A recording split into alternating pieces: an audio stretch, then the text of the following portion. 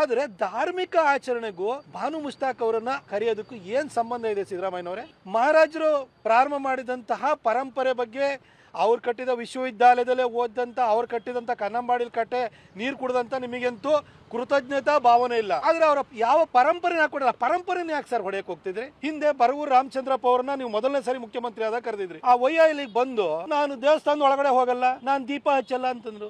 ಯಾಕಪ್ಪ ಬಂದ್ರೆ ಇಲ್ಲಿಗೆ? ಇಂಥವ್ರು ನೀವ್ಯಾಕ್ರಿ ಕರಿತೀರಿ ಸಿದ್ದರಾಮಯ್ಯ ಸಾಹೇಬ್ರೆ?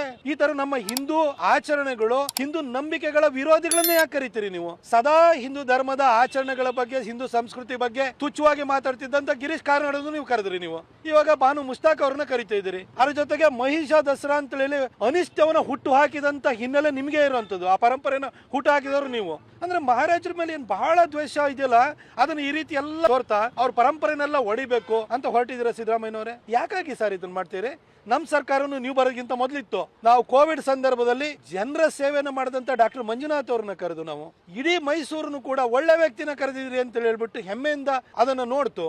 SM ಕೃಷ್ಣ ಅವ್ರನ್ನ ಕರೆದು ಮೈಸೂರಿನಲ್ಲಿ ರಿಂಗ್ ರೋಡ್ ಮಾಡಿದವರು ಯಾರು? ಮೈಸೂರಿಗೆ ಫಸ್ಟ್ ಬೆಂಗಳೂರಿಂದ ಮೈಸೂರಿಗೆ 4 ಲೈನ್ ಹೈವೇ ಮಾಡಿದಂತವ್ರು ಅವರು. ಇಲ್ಲಿ ಇನ್ಫೋಸಿಸ್ ಬರ್ಲಿಕ್ಕೆ ಕಾರಣೀಭೂತರಾದಂತವ್ರು ಅವರು. ಅಷ್ಟು ದೊಡ್ಡ ಕಾಂಟ್ರಿಬ್ಯೂಷನ್ ಕೊಟ್ಟಿರುವಂತ ವ್ಯಕ್ತಿ. ಹಾಗೂ ಇಡೀ ರಾಜ್ಯನೇ ಅವ್ರ ಬಗ್ಗೆ ಹೆಮ್ಮೆಯಿಂದ ನೋಡುತ್ತೆ. ಇವತ್ತು ರಾಜ್ಯದ ಆದಾಯ ಎಷ್ಟೆಲ್ಲ ಬಂದಿದ್ರೆ, IT ಸೆಕ್ಟರ್ ಟ್ಯಾಕ್ಸ್ ಹಾಲಿಡೇ ಕೊಟ್ಟು ರೆವಿನ್ಯೂ ಜಾಸ್ತಿ ಮಾಡಿದ್ರೆ SM ಕೃಷ್ಣ ಸಾಹೇಬ್ರು ಅಂತವ್ರನ್ನ ಕರೆದಾಗ ಜನ ಖುಷಿ ಪಟ್ರು. ಇನ್ನ SL ಭೈರಪ್ಪನವ್ರನ್ನ ಕರೆದ್ರು.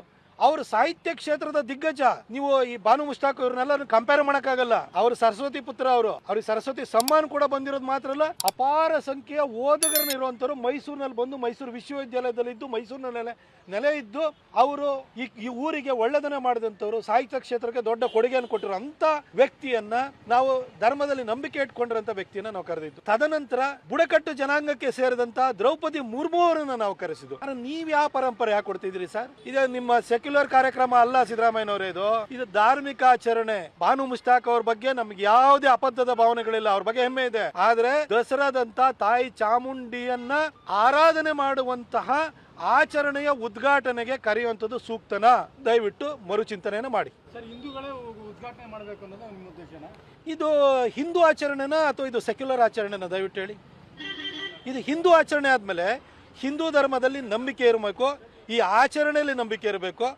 ಈಗ ಭಾನು ಮುಷ್ತಾಕ್ ಅವರು ಮುಸಲ್ಮಾನ ಧರ್ಮಕ್ಕೆ ಸೇರಿದಂಥವ್ರು. ಅಲ್ಲಾಹುನ ಬಿಟ್ಟರೆ ಬೇರೆ ಯಾರು ಕೂಡ ಪೂಜೆಗೆ ಭಾಜನರಲ್ಲ ಅಂತ ಅವ್ರ ಧರ್ಮ ಹೇಳುತ್ತೆ. ಈಗ ಅವ್ರ ತಾಯಿ ಚಾಮುಂಡಿಯ ಪೂಜೆಯನ್ನು ಇಲ್ಲಿ ಮಾಡ್ತು ಅಂದ್ರೆ ಅವ್ರ ಧರ್ಮಕ್ಕೆ ವಿರುದ್ಧ ಆಗಲ್ವಾ? ಅದನ್ನ ಮಾಡ್ತಾರಂತ ಕೇಳಿ. ಅವರು ತಾಯಿ ಚಾಮುಂಡಿಯಲ್ಲಿ ನನಗೆ ವಿಶ್ವಾಸ ಇದೆ, ನಾನು ನಂಬುತ್ತೀನಿ ಅಂತ ಅವ್ರು ಹೇಳ್ಬಿಡ್ಲಿ, ನಮ್ಗೇನು ತಕರಾರಿಲ್ಲ. ಅಲ್ಲ, ಈಗ ಅವಾರ್ಡ್ ಬಂದಿದೆ, ನ್ಯಾಷನಲ್ ಅವಾರ್ಡ್ ಬಂದಿದೆ, ಇಂಟರ್ನ್ಯಾಷನಲ್ ಅವಾರ್ಡ್ ಬಂದಿದೆ ಅನ್ನುವಂಥದ್ದು ಈ ಸಾರಿ ಸಿನಿಮಾ ಕ್ಷೇತ್ರದಲ್ಲಿ ಕಾಂತಾರದಂತ ಒಂದು ಅದ್ಭುತ ಮೂವಿಯನ್ನ ಮಾಡಿದಂತಹ ರಿಷಬ್ ಶೆಟ್ಟರಿಗೆ ನ್ಯಾಷನಲ್ ಅವಾರ್ಡ್ ಬಂದಿದೆ. ಬೆಸ್ಟ್ ಆಕ್ಟರ್ ಅಂತ ಅವಾರ್ಡ್ ಬಂದಿದೆ. ಕರಿತೀರಾ? ಸಾಹಿತ್ಯ ಕ್ಷೇತ್ರದಲ್ಲಿ ಬೂಕರ್ ಅವಾರ್ಡ್ ಇವ್ರಿಗೆ ಬಂದಿದೆ. ಅದಕ್ಕೂ ಈ ದಸರಾಕ್ಕೆ ಸಂಬಂಧಪಟ್ಟಂಗೆ ಸಂಬಂಧ ಏನಿದೆ? ಯಾವುದೋ ಕ್ಷೇತ್ರದಲ್ಲಿ ಯಾವುದೊಂದು ಪ್ರಶಸ್ತಿ ಬರುತ್ತೆ. ಪ್ರಶಸ್ತಿ ಬಂದವರನ್ನೆಲ್ಲ ನೀವು ಈ ಧಾರ್ಮಿಕ ಆಚರಣೆಯ ಉದ್ಘಾಟನೆಗೆ ಕರಿತೀರಾ? ಹಂಗ್ ನೋಡಿದ್ರೆ ಹಿಂದೂ ಧರ್ಮದ ನಂಬಿಕೆಗಳಿಗೆ ಪೂರಕವಾದಂತ ಸಿನಿಮಾವನ್ನ ಕೊಟ್ಟಂತವ್ರು ರಿಷಬ್ ಶೆಟ್ಟಿ. ಅವರೇ ಆಕ್ಟರ್, ಅವರೇ ಡೈರೆಕ್ಟರ್, ಅವರಿಗೆ ಬೆಸ್ಟ್ ಆಕ್ಟರ್ ಅವಾರ್ಡ್ ಬಂದಿದೆ. ಕರೀರಿ ಹಂಗಾದ್ರೆ ಅವ್ರನ್ನ. ಅವ್ರ ಧರ್ಮಕ್ಕೆ ಪೂರಕವಾದಂತಹ ಸಿನಿಮಾವನ್ನ ಮಾಡಿದ್ದಾರೆ. ಅವ್ರನ್ನ ಕರೆಯಲ್ಲ ಹಾಗಾದ್ರೆ?